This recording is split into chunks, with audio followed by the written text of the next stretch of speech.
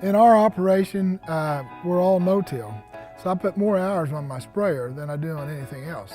And so it's probably the most important piece of iron that I have in my inventory.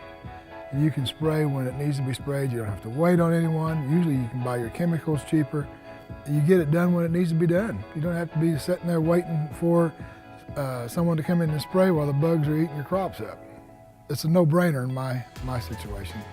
The advantage for us spraying ourselves has really shown the last couple years.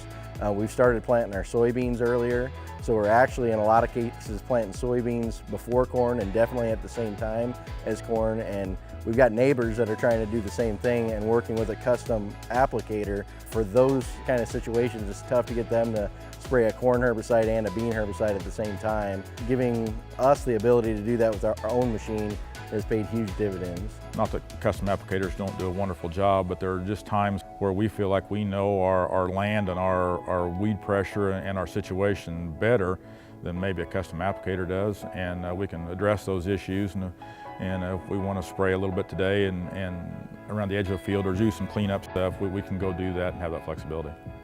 I get the timeliness. I get to spray when it needs done. I'm not sitting there and, oh, we'll be there this afternoon, and they get there a week later.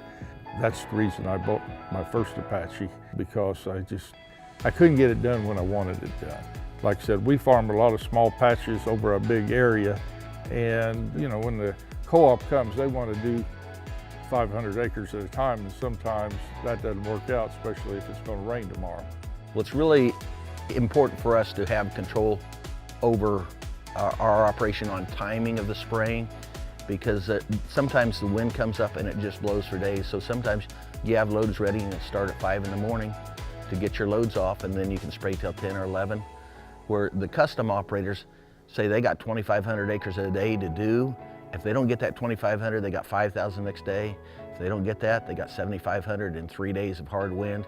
I can wait and do timely applications under the right wind conditions because owning my own machines, and then that goes into running loads off in the evening too.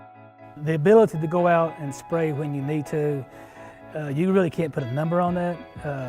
It's hard to.